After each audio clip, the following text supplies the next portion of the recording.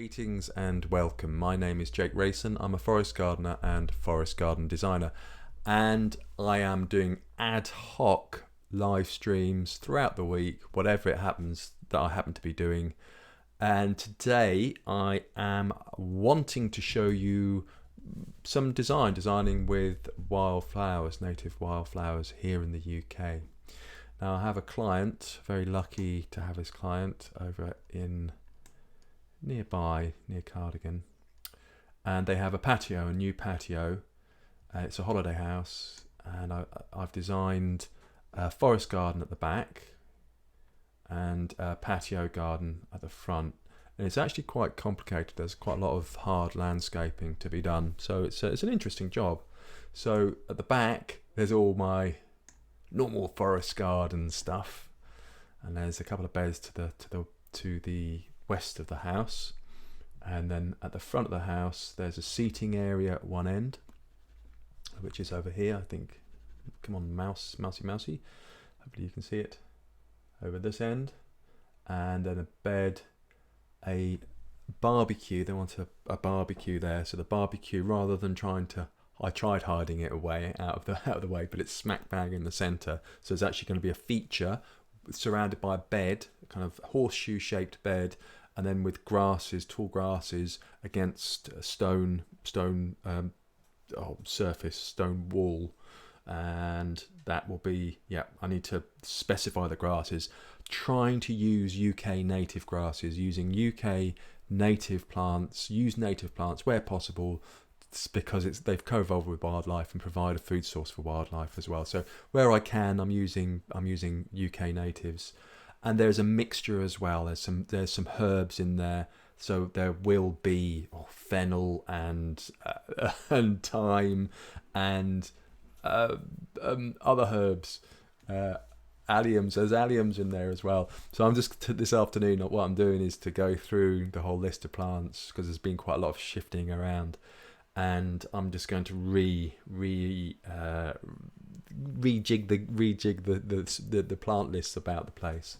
And what is interesting, and what you do have to do when you're a garden designer, is you start to visualize everything from the top. But it's actually, what I am keen to do as well is to get more, rather than just a plan view, is to get a side view as well. So I need to actually start sketching more, just to kind of get an idea, a feel for where things are, and put them into the right position. So what we've got is a couple of beds here. So we have a hot tub on the left hand side of the patio, on the west side, and then a water bowl, a barbecue, 3 beds, and then a seating area with a little green roof running around the top, which would be really exciting to do. So today I wanted to zoom in, and I'm going to look at the plants. What I've done here, I've just chosen a couple of species just to act as a filler before getting the sign off for the beds to go ahead. These are really low beds, so they're 30 centimeters high, and they're if you can imagine with the patio, there's a balustrade which runs around it, and these beds will come out from that balustrade.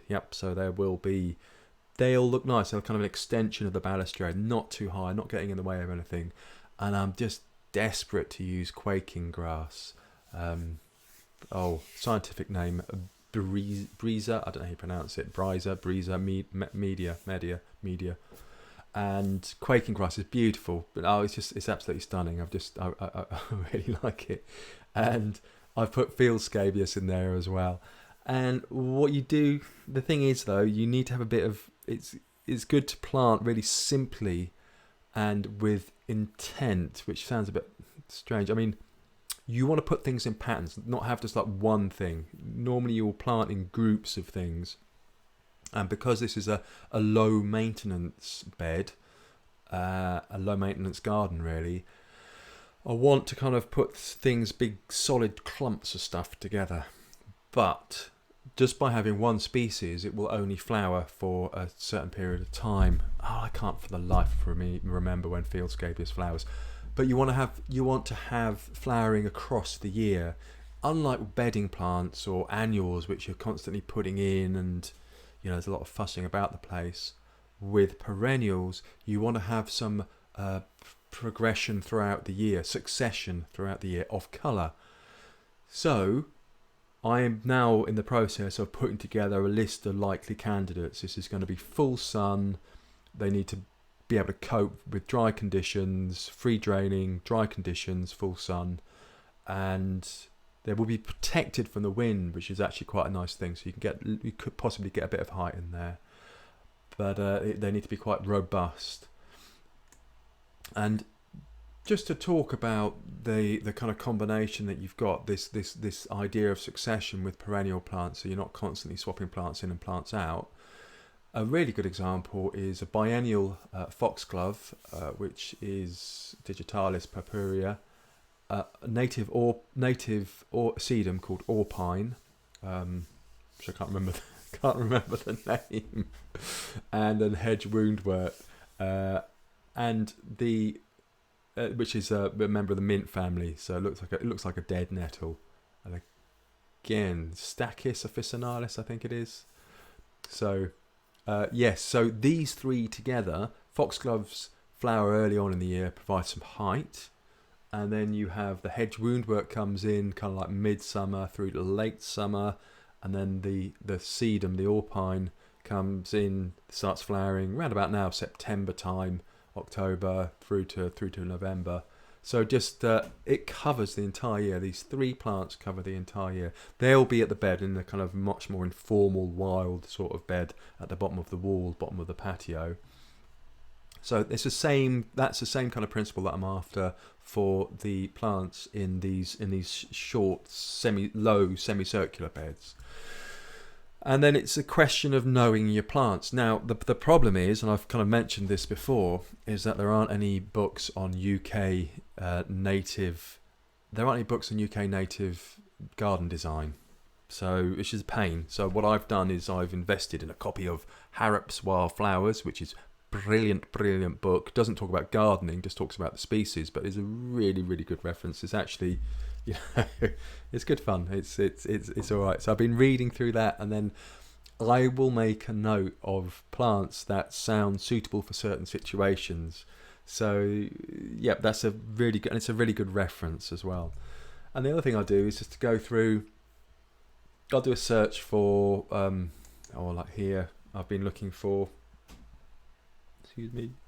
Here, what am I looking for? Quaking grass combination, and then just seeing what comes up. Really, if you know your plants well, you won't have to go through this process. But because an awful lot of these, it's using native plants that I'm really interested in doing. So this is where you start to kind of strain at the edge of what's available and have a look around. So I'm just kind of going through 6 wildflower combinations on Gardener's World, and see, not agapanthus, not cornflowers, da-di-da.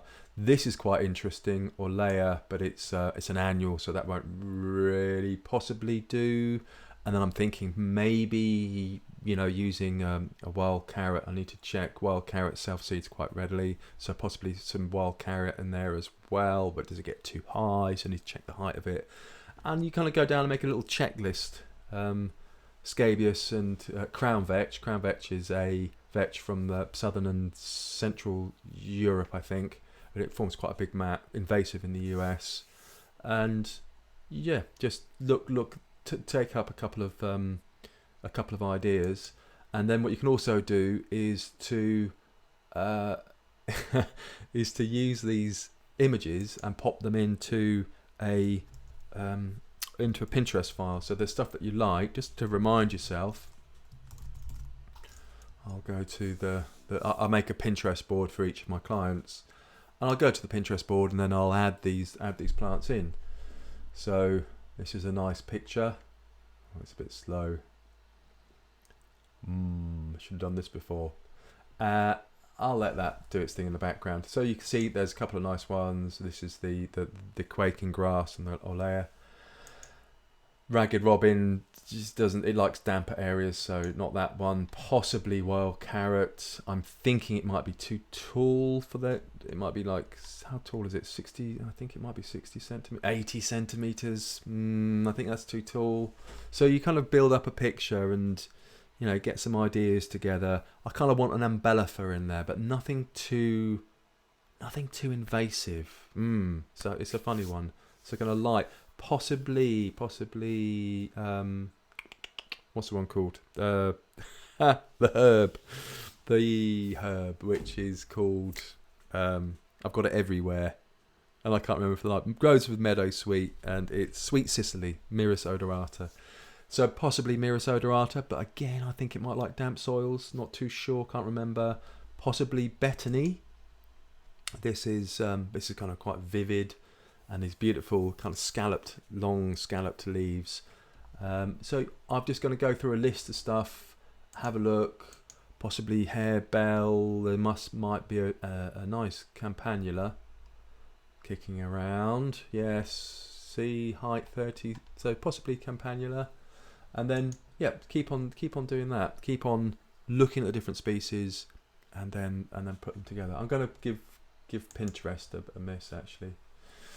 So and then once I've got a list of possible species, I'll then look at the form, the height of the plant, the form of the plant, how it, you know, what it's like. Is it kind of dense? Is it light? Is it like upright in that area, or is it low and bushy, or does it have leaves like Betony? I think it's got a lot of foliage, a lot of leaves down the bottom, and then it sends up flower spikes. So it's kind of interesting. You kind of think about the form of the plant.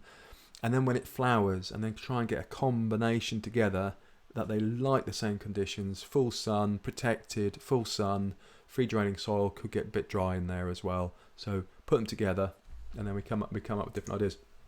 Another really, really good resource, apart from using just general search engines and the RHS Plant Finder online, I use Wikipedia quite a lot, because Wikipedia does give you quite a lot of details and some other ideas as well, so it's kind of very much worth having a look. Okay, so that's my little bit about designing with native plants and the kind of process of putting plant ideas together. So I hope that's interesting, and thank you very much for watching. Bye.